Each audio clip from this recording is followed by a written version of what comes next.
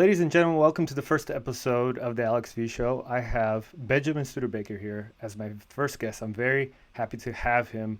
We're going to talk about the chronic crisis of U.S. democracy.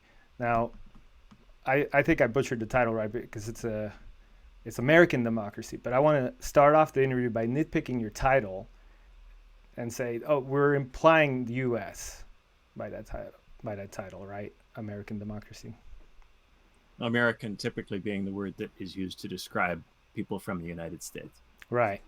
And growing up and going through classes, and my parents would always nitpick and say, oh, "Are you talking about the Americans as in North Americans, South Americans?" So I always made sure to clarify uh, what group we're talking about, and I, I guess it's important to do so if just to avoid confusion. We're talking about the relationships between what mostly the United States and the economy of the United States does in relation to other countries. Is that right? We're talking about the United States. That's correct. Right. Okay. So the subtitle is also, I think, very powerful. It's the way is shut, and I would add the ladder is gone to that subtitle. The latter is gone. Yeah, like the ladder has been kicked away, so to speak. I think there have been a few books with a title like that, "Kicking Away the Ladder." That is something that people do like to sometimes say, that metaphor. I went with something from Lord of the Rings. Oh, that's where that's from. Okay. Yeah. Yeah. When did you begin and finish writing the book?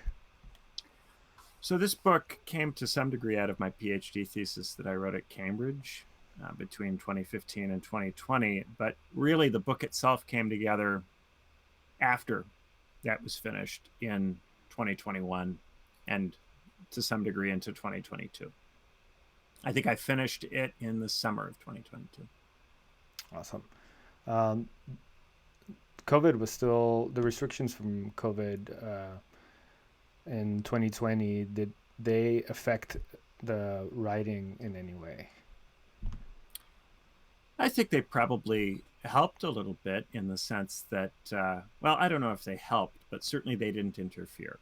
I was able to go places and have peace and quiet and write. Maybe I wouldn't have had as much peace and quiet if not for the pandemic, but really the major thing for me wasn't the pandemic. It was my father's death. That was the thing that really affected the writing process. Mm, Because I no longer had my dad to stick it in front of and have him offer opinions on it. He only gave me opinions on the first chapter.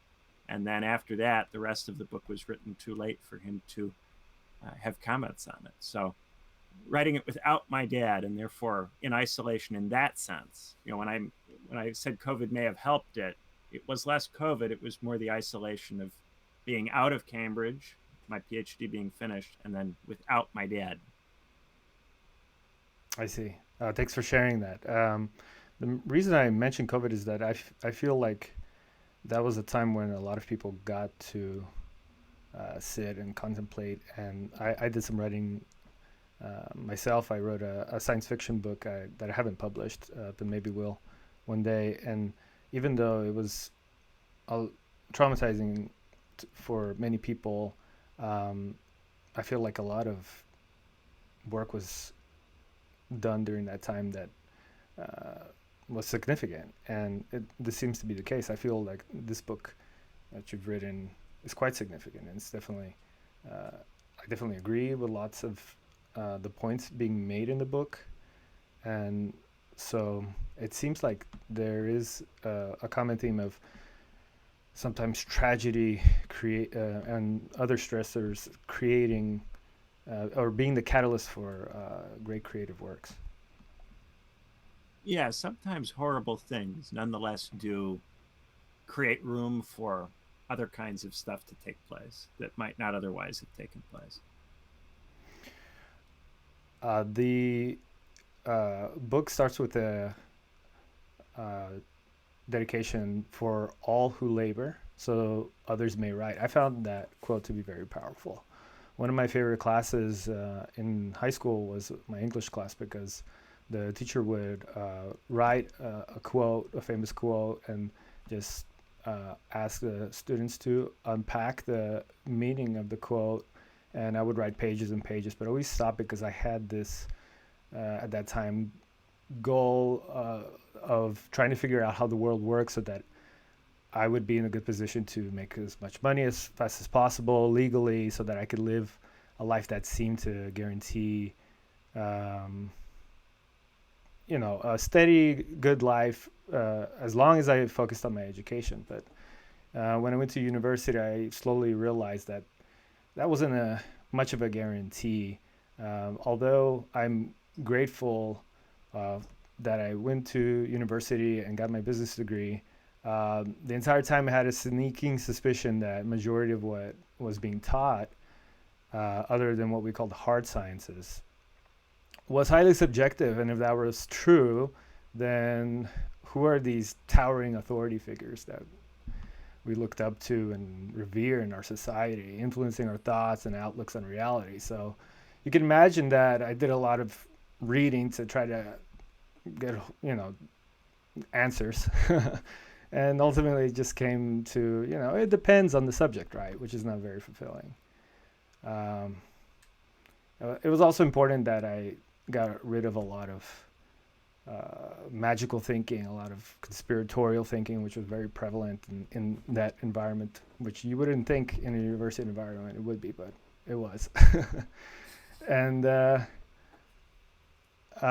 yeah, I graduated in, uh, and I got a teaching job, which was great for me. I had a salary, I had long vacations, and I was able to, I finally feel this anchor. It was a huge relief that I didn't have to be living paycheck to paycheck because, I went to university during the time when I had to work two part-time jobs while studying, and so no part of my life was actually ever in the image of what I imagined it was going to be. Something always suffered because I had to juggle too much, and so becoming a teacher was actually a great relief because not only did I get to teach the next generation things that I found to be important in just being a good human being, but um, my health improved from because I now had more free time to uh, explore sports, which I had neglected the entire time that I was in university because I was either working or in university. And the sport that I found that helped me the most was going outside and climbing boulders, rocks, hiking, camping, those types of sports. And I still continue that sport, and I um, found that I was able to dig deep and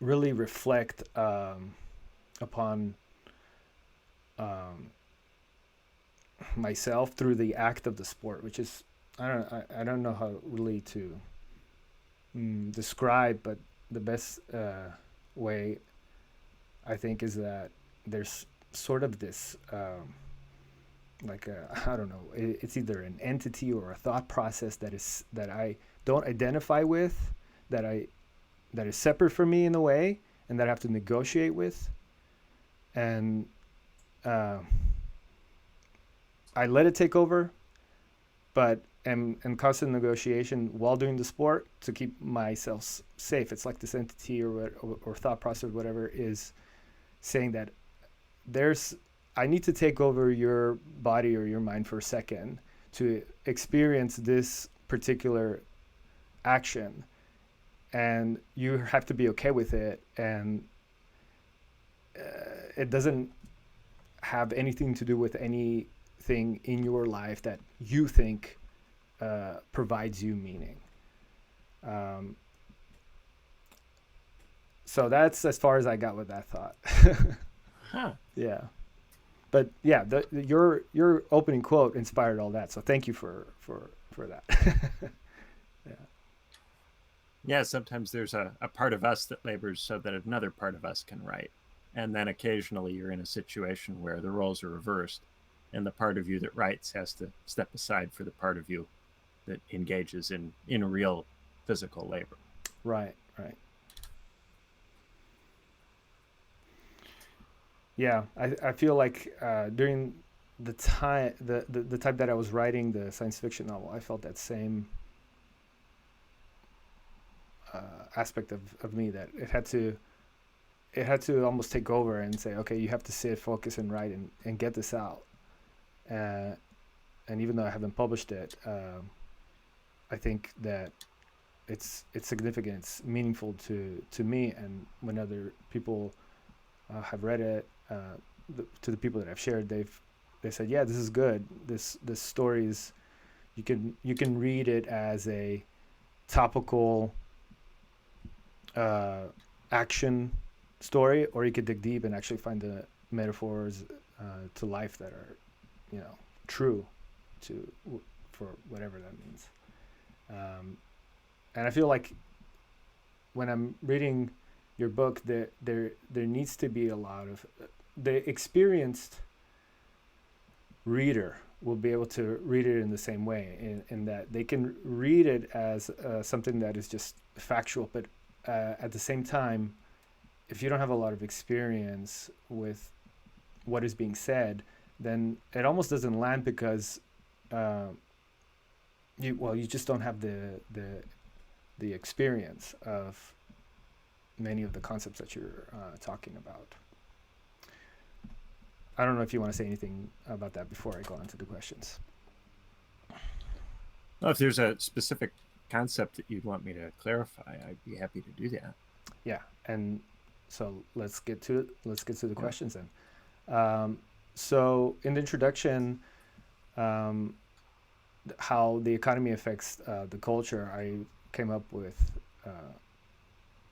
just bullet points that we could say, okay, how does this affect the culture? This affect the culture. That's not necessarily in the book, but are things that are uh, obvious. But the first question that I wrote while I was reading the introduction is that uh, the denial of economic reality makes elites look out of touch, and that stopped me.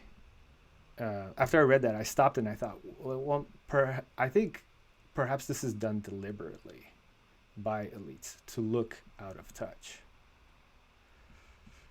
If they have this look that they're out of touch, um, it justifies a person looking at them and saying they're acting like this because they're out of touch, and it's kind of like pardoning them as well for their behavior, and I think that's a bit dangerous. Well, I'm not so focused on trying to blame and shame particular people for the situation in this book. My account is more systemic. I see.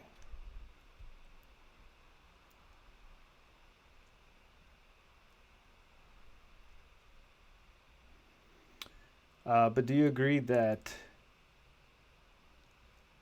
if we're looking at a group of people, which it seems like your book is doing, it's looking at groups that are in power of the political system versus those who depend on it, and then those who fund the whole process, that there is a lot of this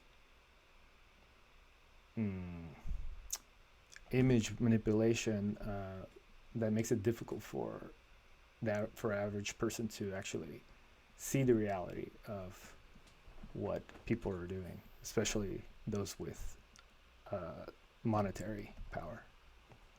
Well, a lot of what motivates these elites is very parochial. It's to do with their own careers, it's to do with finding a way to make money for themselves, it's to do with looking for advantages where they can find them. A lot of the time, these elites behave in a way which has effects that aren't necessarily intended. Their intentions might be very close to their own immediate interests, but there can be downstream effects, especially when you take large numbers of actions together that can have a result that's much more important than any of the immediate motivations that people may have. Right. And so as a worker, you're just kind of downstream to those consequences. Um, could you maybe say a bit about in chapter one about how the mobility of capital affects workers negatively and what an individual can do about it? Well, so if you are a wealthy person who has a lot of money, then you're likely to deploy that money in places where you get the best terms. So you would invest in a country that is offering you good conditions for investment. And those good conditions might be they won't tax your money at a very high rate. Those conditions might be you can purchase labor at a low cost, or you can purchase facilities, you can purchase physical capital at a low cost. Those conditions might involve that the laborers aren't unionized, or if they are unionized, the union is in some way domesticated or made not a big problem for you. And if you're rich, you wouldn't be deciding all of this deliberately intending to mess up workers necessarily. You would just be going where you can get the best return on your money. You wouldn't even have to know why you're getting the best return. And you don't even have to believe that workers are in any way harmed by any of this. Hmm. Nevertheless, you would move the money to the place where it's likely to perform the best. And as large numbers of rich people do this with large amounts of money, this produces a competitive environment in which states and uh, and people are looking to attract money to the particular places where they are based, and therefore they are engaging in servile forms of behavior to get the money to come to where they are. And they're doing this just from the point of view of, well, this is what you need to do to be competitive. This is what you need to do to, uh, you know, to be successful. It doesn't even have to be thought about in a fully conscious way. Nevertheless, the effect of this is that over time, the range of different kinds of policies and behaviors that are compatible with attracting the money gets smaller. The more mobile the capital becomes, the smaller the margin for variation for doing things that might not be as competitive becomes, and this has a homogenizing tendency. It causes the countries of the world to copy each other's policies and to become more alike in various ways. One of the things that I remember the most during my university experience is asking the question of, well, where do you go if you've already exploited and the or the labor and the capital and the resources of a place, and it's becoming unaffordable for you to stay there. Well, the simple answer is just you go somewhere else. But that begs the question of we're eventually going to run out of places to exploit or use to go to, and so it seems like the only logical place to go after that would be outer space. Well, the places continue to be in competition with each other, right? So Right. today, for instance, there's a question of if you want to open a new factory, do you open that factory in the United States? Do you open it in China? Do you open it in a friendly state, a country that's trying to become friendlier with the United States, like Vietnam or the Philippines or Right. India? Where do you go? And each time you make a decision about where to open a factory, you have to ask all of these questions about where is it best for me to open that factory? Where's the best place for me to go with this money?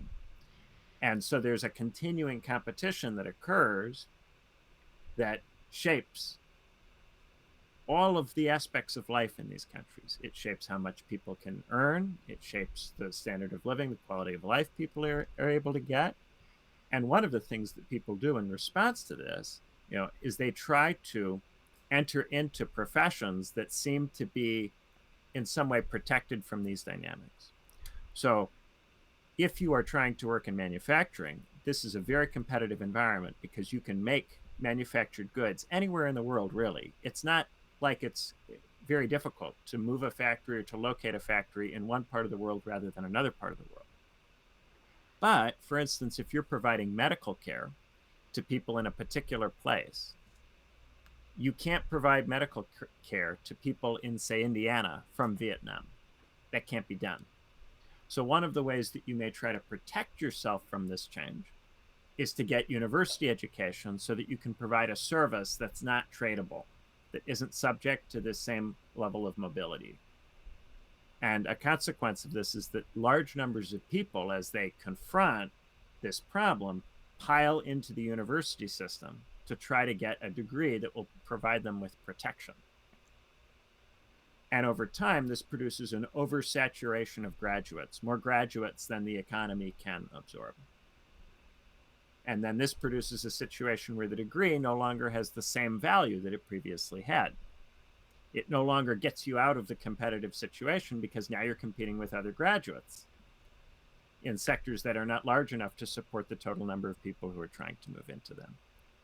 And so for that reason, in that chapter, I then draw this distinction between the rump and fallen professionals. But I don't want to get ahead if you have more questions. No, that's exactly the type of answer that I was trying to get out of you without actually going into the details and the names of the terms that you've given people. But upon reading the chapter, I definitely saw that I was embedded in the process that you have described. Saw it actively happening around me, but felt powerless to actually make the change because I felt that if I use my degree and contribute to this process that's going on, there's something in me that's saying that I don't identify with continuing that process. And so I thought, okay, I would go to teaching, and that gave me great satisfaction. Yes, teaching remains one of these professions that many people are not willing to go into, in part because it's one of these more fragile but also very secure professions. Fragile in the sense that you get a teaching degree that allows you to teach in a particular place. You become dependent upon the, if it's a public sector teaching job, the relationship between the state and the teachers union in that particular state. So very much contingent on a particular political relationship. But if that political relationship is sustained over time, then it's a job that confers a pension, confers some benefits. One of the things that has happened in teaching is that it's become harder to retain teachers, right? As I'm sure you know, yes. Because the working conditions for teachers have deteriorated. And this is in part because it requires such a commitment to go into teaching that teachers don't have a lot of leverage over the conditions at work. They can't just hop to another state and teach in another state very easily. Once you commit to a particular state, it's quite hard to move around. Yep, I agree with that. And I agree that conditions seem to be getting harder. I started in 2015, and I noticed that there was a correlation between the quality of the teaching being done and the amount of technology being used inside of the classroom having an inverse relationship. I started when none of my uh, students cared, or some didn't even have a smartphone. And now I would say it's odd to see a student without one. And so this dependency on technology, I wouldn't say is making teachers obsolete, but it is uh, undermining the type of authority that they have over time.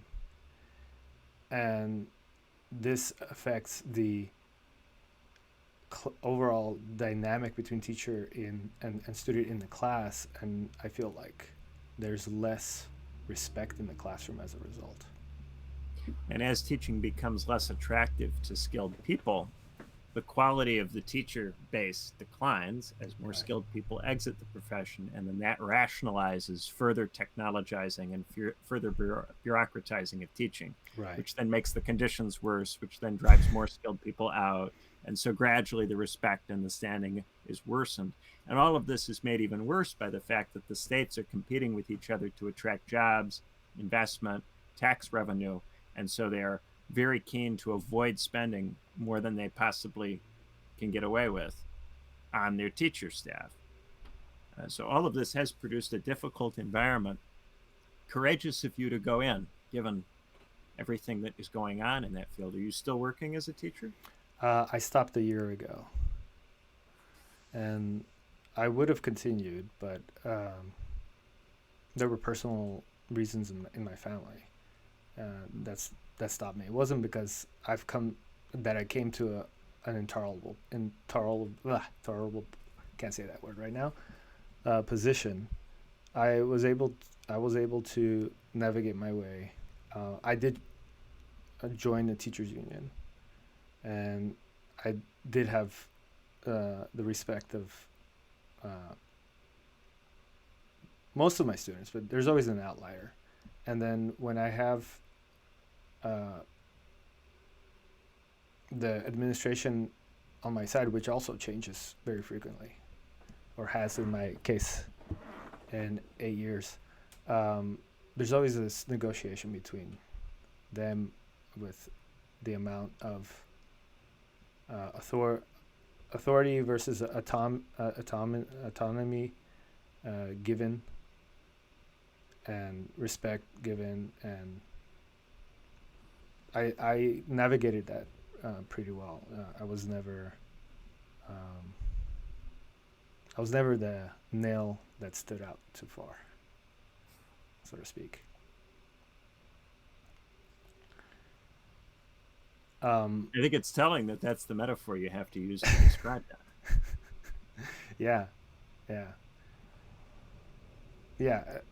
I definitely tested the waters a lot. Uh, I guess I was lucky that I avoided the hammers. Um,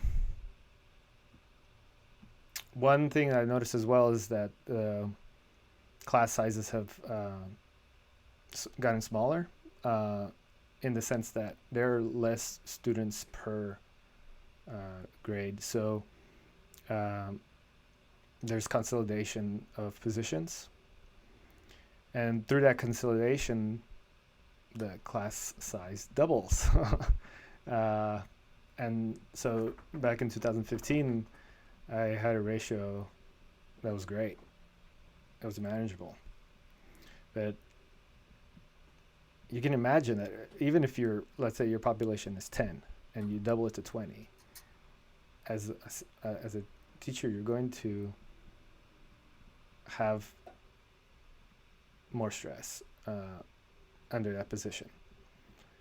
Yeah. And if as the number of children is decreasing, the class size comes down to 15, and then they respond by laying off enough people that you end up with 25, Right.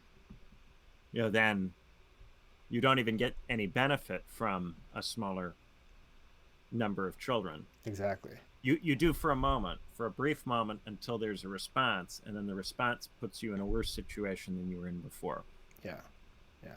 And that's not to mention that teachers quit. I've seen many people quit mid-year to create a condition that you just described. All of a sudden, the year was great. The beginning of the year was great. You had everything under control, but all of a sudden now you have to take on the responsibility of another teacher who left, and that just destroys the dynamic that you've established in your class.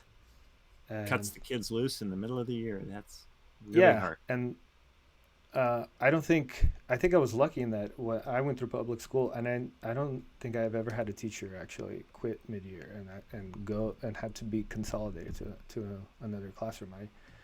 I feel like, you know, you have these relationships, even though they're short, they're meaningful, and so to cut off a teacher like that, it's unless the teacher was very abusive, then it's you suffer as a student the result of that. And I'm sometimes in a position where I have to shoulder the burden of those consequences. But that brings me up to another question. Well, that came up while I was reading chapter one, is that there seems to be a, an unspoken agreement amongst this class of educated people that you described, that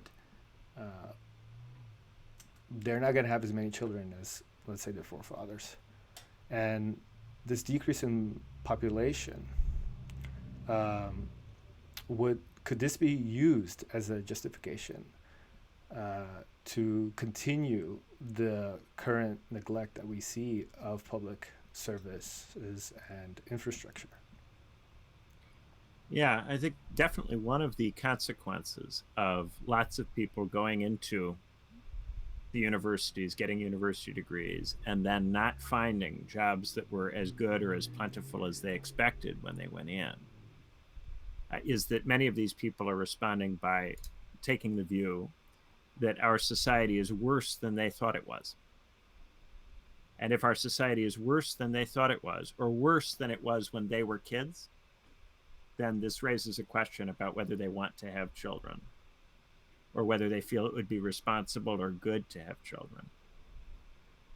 And then this, over time, one consequence it could have would be to reduce the glut of people trying to get these jobs. But in the interim, it means that the percentage of the population that is school age will be lower, and therefore there will be even less of a social priority on the schools. And in particular, we're going through a period right now where the retiree population is going to become quite large as a percentage of the total because of the retirement of the baby boomers, which is still taking place. It is not quite wrapped up yet. It's still going on. And that is going to, at least based on historically the way that voters who are older have tended to behave, will put even more strain on the schools, because retired voters rarely put a whole lot of stress on the quality of the schools. As a follow-up to that question, I wrote, in other words, because of our global replacement rates, stagnant wages, and lower quality of life, as technology is used to use our data against us or to induce consumption, will lower quality public services be a continued thread? Yeah, I think that's pretty likely, because these competitive pressures are not being alleviated. The current administration is attempting to do the strategy of the right that I discuss in chapter Yeah. 2 of protectionism for the purposes of bringing back large numbers of jobs, so as to alleviate the pressure on people to go into the university system to obtain an advantage. They're attempting that. But at this point, many of those factories that in the 60s or 70s would have been generative of many, many tens of thousands of jobs now come back, if they do come back, with an order of magnitude fewer jobs than before. So even insofar as some of these factories are brought back to the United States, it's likely to be in a highly technologized way. Right. Yeah, that my next sentence is very similar to your response. It says, it seems the recent actions of Doge is perpetuating this trend while attempting to convince people into believing the opposite is happening. Additionally, immigration will ensure a steady flow of exploitable, undereducated, and underpaid labor to bolster the economy in sectors where U.S. citizens refuse to work because of unlivable wages these jobs provide, such as agricultural harvesting, a job that should be the backbone of any economy. There is simultaneously a resentment of the professional class towards undocumented workers who demand higher pay simply because they feel that these workers don't deserve the higher wages for because of their status, while not going out of their way to pay citizens who would require more costly security, such as health insurance. Yeah, this question about the H-1B visas that was raised over the winter is, I think, also in line with what you were saying. This question about, and that's even in computer science, let alone in, say, agricultural labor, there will be and continues to be an emphasis on bringing in people rather than boosting wages in the sectors where there's real demand for labor. Yeah. There was a quote by Streak uh, that I found fascinating. Today's political fix is called quantitative easing, and yeah, I mean, I saw it all throughout university that this was the solution. Okay, I'm going to continue with the quote. Essentially, the printing of money by treasuries and central banks to keep interest rates down and accumulate debt. Sustainable as well as prevent the stagnant economy from sliding into deflation. Uh, at the price of more inequality and of new bubble assets, excuse me, of new bubbles in asset markets, building and eventually collapsing. But it seems like it's not collapsing. I thought that, okay, it's going to collapse now. It's going to collapse now, and then the years just keep going by. There have been a number of these asset bubbles that during the tens they did collapse at various points. You know, there was a period where, say, commodities were very high. Copper, people were stealing copper out of I buildings because of remember how much it that. was going for. Yeah. The thing is that each time one of them goes, it's replaced by something else. Right. The quantitative easing that I discussed there was a major part of the policy toolkit between 2008 and the COVID pandemic. It hasn't come back yet since COVID. COVID changed the economic environment a bit by producing these shortages and these supply chain disruptions that led to inflation. And in response to this, the central banks lifted the interest rates. Those rates have not yet come all the way back down to zero. The function of quantitative easing is to allow for additional flexibility when you've already dropped the interest rate to what they call the zero lower bound. So we haven't yet come back to the stage of them having to return to quantitative easing. But certainly in the tens, there was an enormous role that was played by QE, as they say, in the Euro crisis, in the post 2008 crisis in the States, many rounds of QE and Abenomics in Japan. We may see it come back again if the interest rates are dropped, and the interest rates may fall in response to some of the trade war, trade conflict things that are going on now. There may be a need for the central bank to drop the interest rates so as to try to fight against inflationary pressure brought about by tariffs. But this will depend on how extensive the tariffs end up being and whether they do produce the kind of slowdown that can push central banks into dropping the rates. Another thought that came to me as I read this was, what's the point of all this wealth accumulation if every social indicator would improve if wealth didn't get hoarded in the way that it is currently being hoarded? Is it it can't be as simple as just hegemony. There's a collective action problem. You know, for each person who's got money, it makes sense to move the money to the place where you can get the best return. Right. And then there are cumulative effects from this. So if you have highly mobile capital and there's no real political brake on the mobility, And any state that tries to introduce political brakes on the mobility makes itself less competitive and therefore makes itself less attractive. Then the logic of the mobility takes over the system, and people get outcomes that nobody wants. Even the rich people often don't want the outcomes that they get, just following the immediate incentives that are in front of them. Hmm. So in other words, they'll have to tolerate those effects because uh, there's a monetary incentive to grow the money. Yeah, and this is something I talk about in relation to the right in particular, and the right's concern about the culture and the sense of decadence, dysfunction. But this decadence and dysfunction has a lot to do with the ways in which states have responded to try to compete for investment. The problems with the family come from the fact that it's hard to get a good high wage job. That instability that small businesses face comes from weak, unstable local economies that don't supply a stable customer base.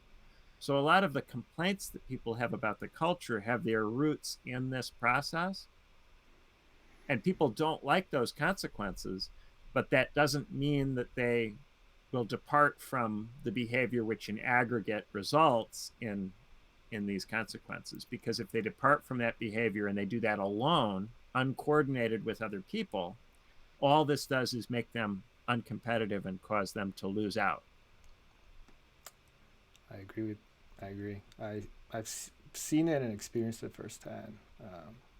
Especially during COVID, it seemed like a lot of people were put outside of the system without their choice. They wanted to stay in it, especially in a time when a lot of people were getting sick, all around them dying, and uh, this I feel created, at least in a lot of the people that I interact with, is a sort of victim's mentality.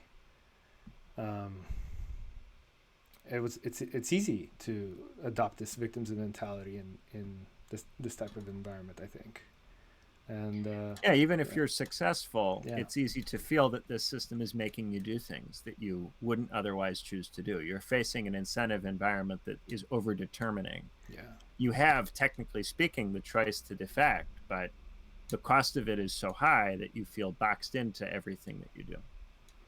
right. And you do mention that there are people who try to do this, but it's just becoming more difficult to do so. I mean, historically, you would in this country be given the okay to claim your stake on land and homestead, and you were technically outside of a lot of the systems that we're embedded in. But that seems to be more difficult as all land has a claim to it and has some kind of monetary value attached to it. So, Yes, this is a major part of American life in the 19th century. right, As immigrants came into the East Coast or West Coast, if you found that it was difficult to compete for work on the coast, you could move into the interior of the country. right, First, you could move from the East Coast to the West Coast, and then you could move from both coasts into the interior. But the closing of the frontier took this option away, and instead, people have been going up into the university system, up, into trying to start their own business, as opposed to looking for land or a new frontier internally within the territory. Instead of moving west or east, they're going up. right. Uh, and just to finish that thought, that uh, they're moving up because it's more difficult to move outside of it by either becoming uh, com- uh, completely outside of the system by being some kind of homestead or I forget what word you used, but one who is essentially self-reliant. Yeah, a kind of Yeah. frontiersmen, Mm-hmm. or yeah.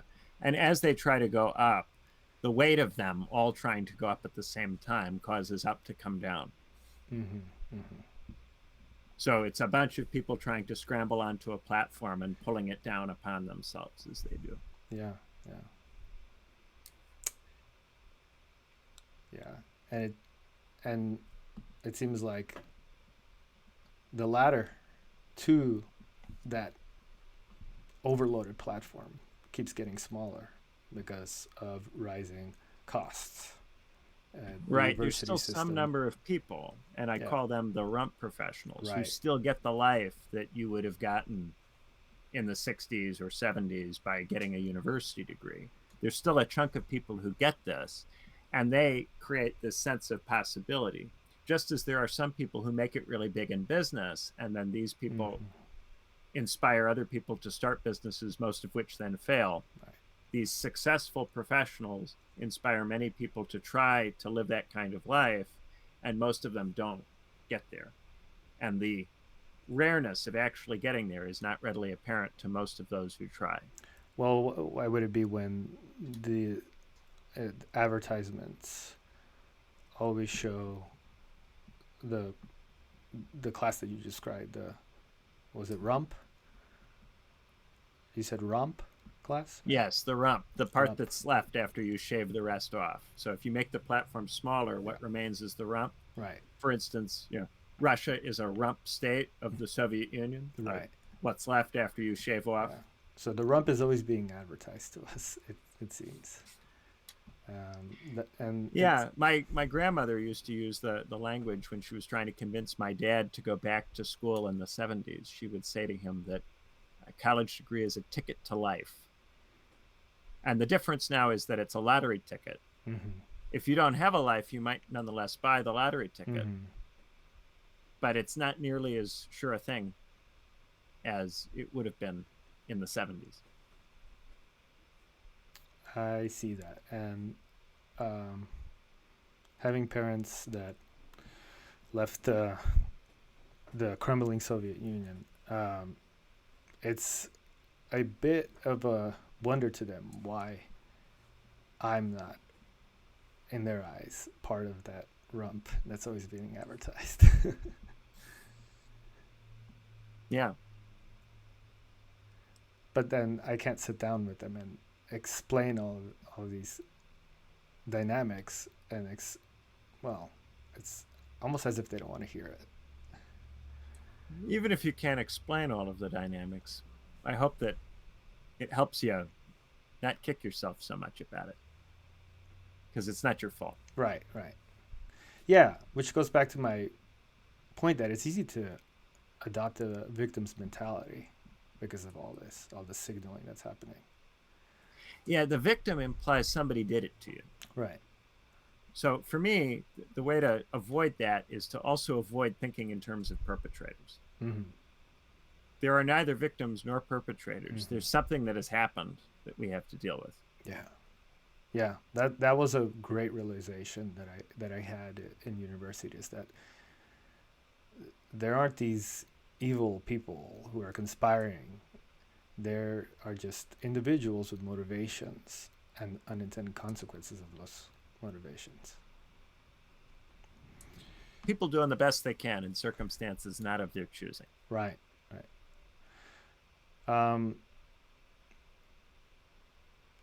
I still think that it's very easy to get this victim mentality, and a lot of people have it, and as a result, you see a resorts to extreme behavior, violence, addiction, and well, we have a great medical system that uh, provides great service to step in and help, especially those that need it the most. But again, that profit motive kind of makes it so that it's almost as if sickness is needed in order for the industry to exist in such a quality. Yeah, a lot of people fall into bad habits. And then also, as people look for explanations, why is it like this? There are a lot of people who have succeeded in the professions by marketing narratives about who's at fault, who say it's not your fault, it's somebody else's fault, blame them, get mad at them, get upset with them, and in being upset with them, you don't have to be upset with yourself. I would say don't be so upset in general, but that's a difficult thing to do because when you're immersed in a very challenging situation, that situation tends to get to you. Right.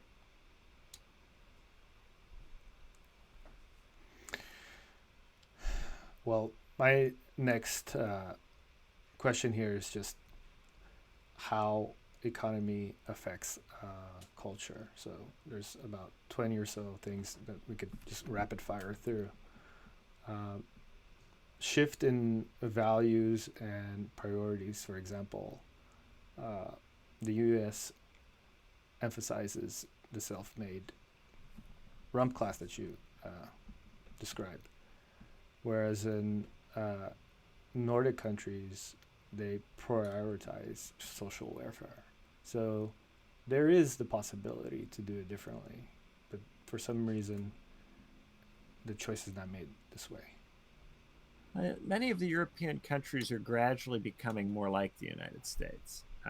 Many of them hit the kind of post-war trough, the point of greatest economic equality, 10 or 20 years after the United States in the 80s or 90s as opposed to in the 70s.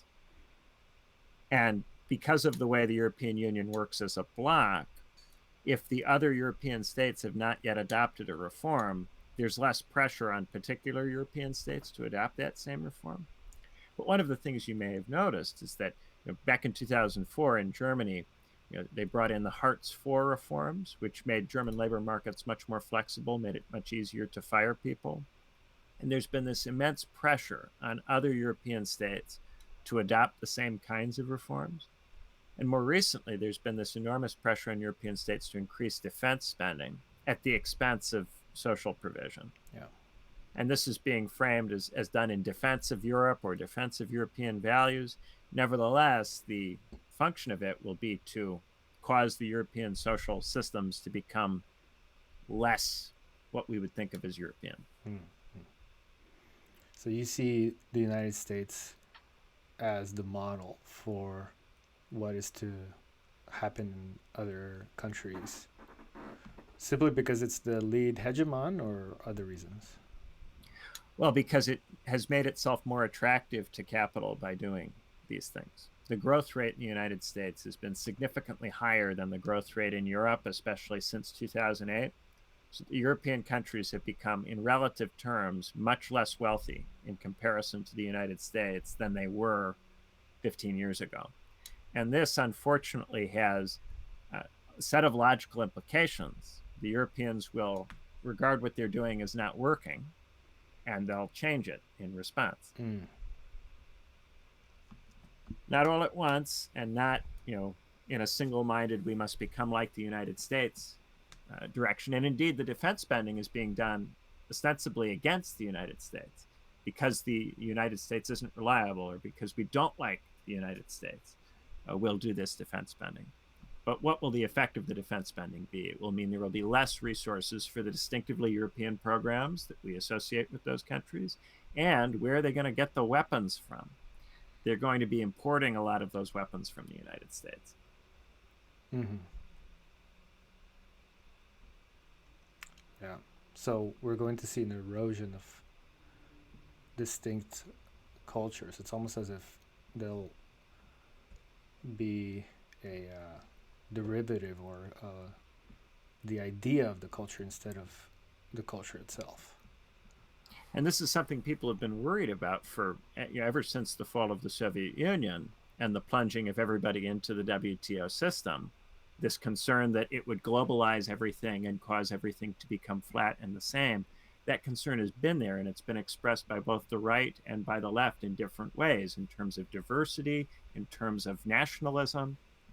But despite these concerns, nonetheless, the process has a certain logic to it that is more powerful than those cultural commitments in either direction, and will ultimately overcome them insofar as they try to get in the way. it seems like the culture then shifts to status symbols and acquiring and signaling those status symbols. Yeah, insofar as people can do that, that does tend to be one of the implications of this. Sometimes the status symbol can be the disavowal of status symbols. So sometimes it looks almost like the opposite of what it is. Sometimes the status symbol is, look at me, I live in a tiny house, as Right. opposed to a McMansion. But yes, the consumption habit becoming a way of trying to identify your desire, the thing that you want, or the stuff that you buy, becoming how you position yourself in society, how you intend to be known or understood, is one of the manifestations of this. And because the economic structures start to change, there's more things like the gig economy, and instability is rife. Social relations aren't as strong. And the instability is framed as freedom. So the Right. gig economy is less stable, but it's more flexible. You Right. have more control over your hours. Yeah. Yeah. Yeah, I've heard a lot of that signaling, and especially when it comes to home ownership, that there's this push to convince people that you actually don't want to own a home. You want to rent for as long as you live. Uh, Yeah. Why would you want to deal with the yard? Why would you want to deal with the maintenance? You shouldn't want to think about all of these things. Yes, there is a tendency to try to reposition the stuff which is seemingly necessitated by the way things are going as somehow nonetheless desirable. And insofar as you come from a period where people were looking for different things to happen, this can strike you as dystopian or repellent. it's certainly confusing. The art and media uh, changes as well. Uh, I feel like the state was really promoting art. Um, I mean, of course, there were political reasons to do that in some ways, uh, but I feel like there's now less public support, and you can't really rely on private support as much uh, as before, because um, there's an there there's too much competition. The global market has pretty much flattened everybody in that regard. So you don't see patrons of art supporting artists directly. I only know one person who would call themselves an artist and is supported by a patron. And so the model now depends on the use of our technology and websites like Patreon to support the art. So a lot of it is being pushed into the digital sphere, but I think it's important to have public spaces where you can experience actual physical art. Yes, and it creates a very competitive environment. The arts have always been the most difficult, even before there was so much capital mobility. In the time when capital mobility was throttled to a greater degree by the world wars and the structures that came out of them, uh, it was still relatively difficult to make it as an artist. But we did have a period where, in the 60s and 70s, a significant number of people who came from poor or working class backgrounds made it in the arts. They were, of course, always in the minority. Most of the people who try to make it in the arts, even in the middle of the 20th century, struggled to do that. But it was more doable at one point in time than it is now. And now the competitive dynamics, especially for political commentary online, impose a very adversarial, confrontational, aggressive style a lot of the time, which is commercially successful but produces a discussion that is upsetting, that raises people's stress, that makes people feel like victims or makes people angry with particular people or groups for the situation, and tends to degrade people's ability to think about it. And the art produced seems to reflect those sentiments, Yes, definitely. which is sometimes a bit unfortunate because if I go to a physical place, uh, it's sort of like an escape from this digital um space that is always signaling the types of mm, you know controversial or heated debates. I want to get away from that, but it seems like it's all pervasive and it's the main way that people are engaging, and then that this d- disseminates and propagates into the art, and so it's almost like you can't escape because people and even the artists are just constantly thinking about this situation instead of and signaling that hey, this is happening, we need to do something about it, but nothing is being done.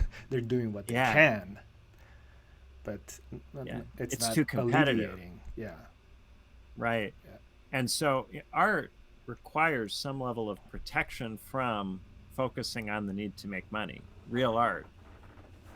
And so the more the art has to be made for money, as opposed to money being something which happens to come out of the art and allows for enough space for the artist to pursue the art, as that happens, the art is transformed into an instrument for earning a living, yeah. and it becomes not art but something else. Becomes decoration, really. That's how I see it. That the decorations sell, but the ideas don't because the ideas um, are putting down the situation that's happening, and so it won't sell to those who would be able to afford art because they've made it through the exploitation of the system that they're embedded in. Yeah, not to mention the tendency for a lot of physical art to be used for money laundering purposes, Yeah, which is the most debased possible thing you can do with it. right. I haven't seen that in the art scene around here, but it's probably being hidden from me. With the very, very expensive, the art that sells for enormous amounts of money. Oh, sure. Yeah. Okay, and all of this happening really makes it difficult for a person to speak up and speak their opinion. Self-censoring basically is happening, and I feel like I've experienced that, and the reason that I've started this podcast and started inviting people to interviews because I want to practice getting into the habit of uh, speaking up and instead of self-censoring. I think that's a very admirable reason to get into this. Thanks.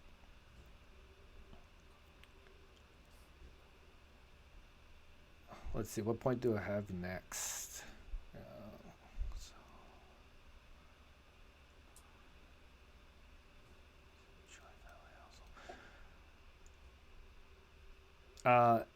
the effects on family.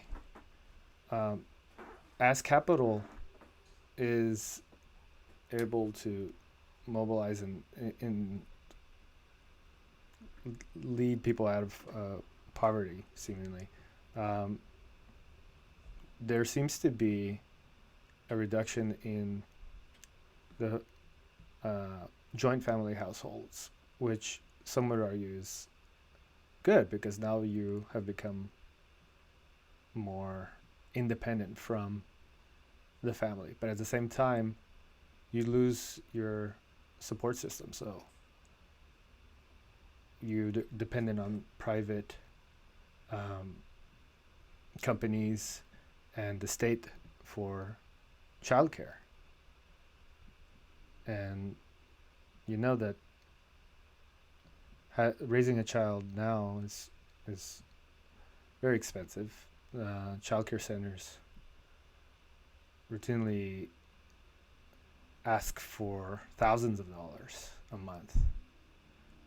So, and the strange thing is that it doesn't go to the workers themselves, right? Because I know people that work in childcare centers and they're not paid nearly as much as they could be paid.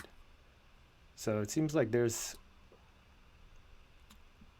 I feel like the childcare uh, sector is perhaps one of the most exploited sectors. Yes, and then imagine what that does to the pool of people doing that work. Just as in teaching, if you Right. underpay and you make the working conditions bad, then you end up with bad teachers, which then rationalizes making it worse. The same is also true for the childcare sector, and the childcare sector is not unionized in the same way. It doesn't have the same kind of structural base to it that the teaching profession has. The certifications in the childcare sector are often weaker and provide less protection for that labor force. So, yes, that's a major issue. People who are thinking about having children are having to decide to do this in an environment that's nothing like the way that they grew up, where it's very unlikely that they will be able to spend a lot of time with their own kids. And that's a strange decision. Why would you choose to have children that you won't then have any time to raise or be involved with because you'll have to work so much to pay for everything? And then the cost of having the kids watched while you work will itself be a further inducement to work even more. So at what point do you even get to have a family in the sense of be able to raise your children in a way that accords with what you value? And it used to be that the family was in part a way that you could practice what you value that had been suppressed in other areas of social life that was not compatible with your job in the workplace. Nonetheless, you could raise your kids in accordance with what you believe. But if you never have any time to be around your children, then you can't actually do that. And it makes the project much less attractive to people. Yeah, and there seems to be a push to try to uh, limit the amount of time that a student spends in the school, um, at least in the circles that I talk to, because it seems that they're in school far too long for uh, for many people. The first, let's say, 4 hours of school, I feel are, yes, they're necessary, but most subjects can be taught in during that time uh, effectively, and I feel like a break is needed, and a break is needed, and given a short break, but then there's this afternoon um slump, right, until uh, the rest of the day, and I feel like uh, it hasn't come down because in the public teaching, you are essentially um, not uh, you're subsidizing the cost that the parent would have to pay for childcare. Um, and if you're in private school, well, yeah, you're part of the a very small minority that has the privilege to be able to pay for that. So it could be argued that uh, the separation the separation from the parent is actually a net positive because you are separating yourself from a person who is spending the majority of their time trying to survive based on the conditions of the system.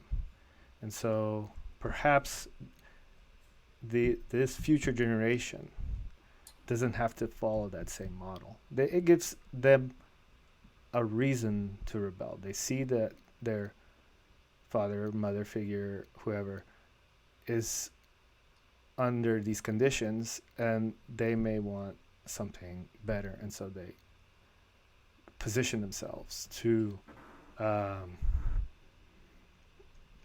try to do something better. Yeah, one thing I have noticed is that there seems to be a cultural association of the Zoomer generation with mommy issues, to do with being not given enough attention at home. And one of the things that has happened with parents is that as they have become overburdened with both having to work too many hours to be properly involved in their kids' lives, the quality of the parenting decreases. And then the response from the policymaker is put the kids in school more, put the kids in childcare more, lengthen those days, extracurriculars. So it's a kind of self-reinforcing thing. And then, of course, once you have the parents working, then you need to provide for the kids to be somewhere so as to allow the parents to work. So I think this has a quite self-reinforcing quality to it that has made family life extremely difficult. And so, in the past, family life was a great off-ramp. Many people would settle for a job, a life that in many respects was not optimal because they felt they could have children and they could raise their children in the ways that they felt were right. Now that's become so much harder to do that children are not the same kind of off-ramp from politics that they used to be for some people in some cases.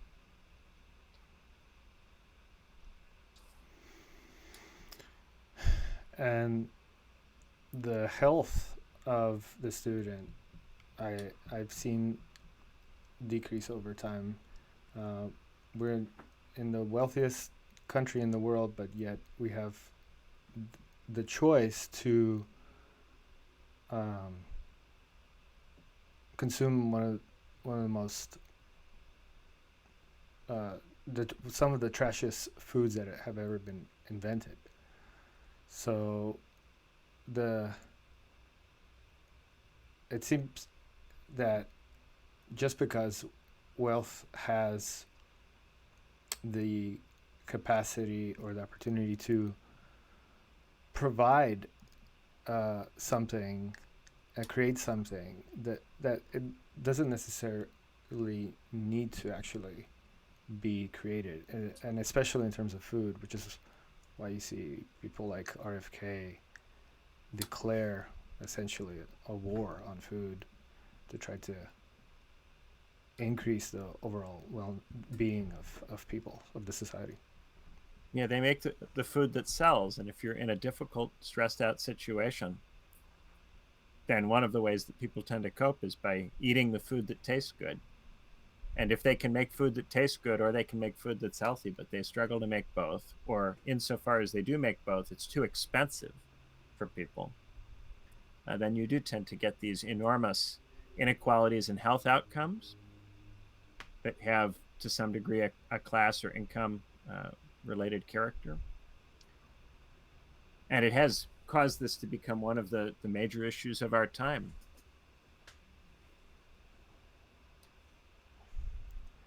I also wrote that economic hardships may increase religious adherence as a coping mechanism. Well, also, many people who are not able to make it in the professions try moving into religion. And so you tend to get professional preachers who are coming in with motivations that are not wholly spiritual in character. Right. And so that also has an effect on the way the churches look, the way the churches behave. And so that can have various effects on what religion looks like too. So another thing people used to do is go, okay, I don't like the temporal world, maybe I'll try some kind of spiritual solution. But now those spiritual environments are also affected by increasingly this hyper competitive environment. Yeah.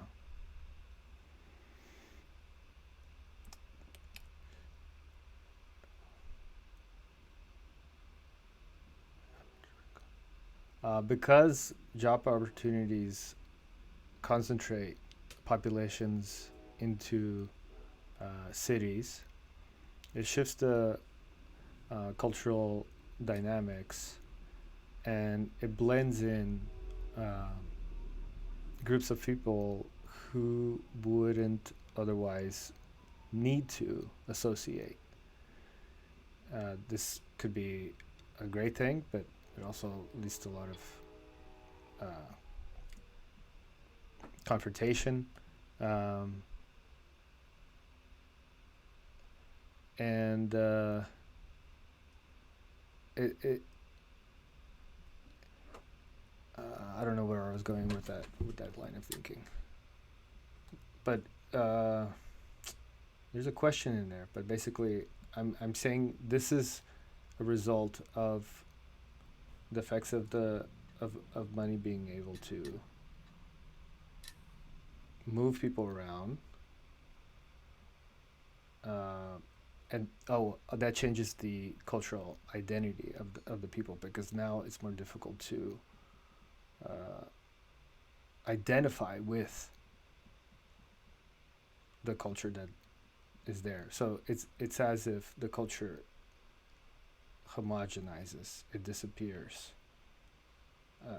And it also changes beneath your feet so that the culture that you feel you came from is something from the past and creates this nostalgia Mm, in people. mm.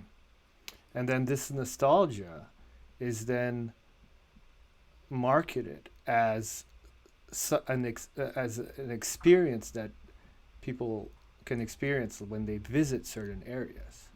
Right. It's then sold back to you. This has been the first episode of the Alex V Show. We had to cut the interview a little short because Benjamin had to go, but he will be back for another episode, which I'm excited about. We only got through the first chapter of his book, so let's see how the next interview goes. This show is also sponsored by Totem Sandals. Use code IMPECCABLESAND to get a discount at totemsandals.com. Like, comment, and subscribe, and we'll see you next time.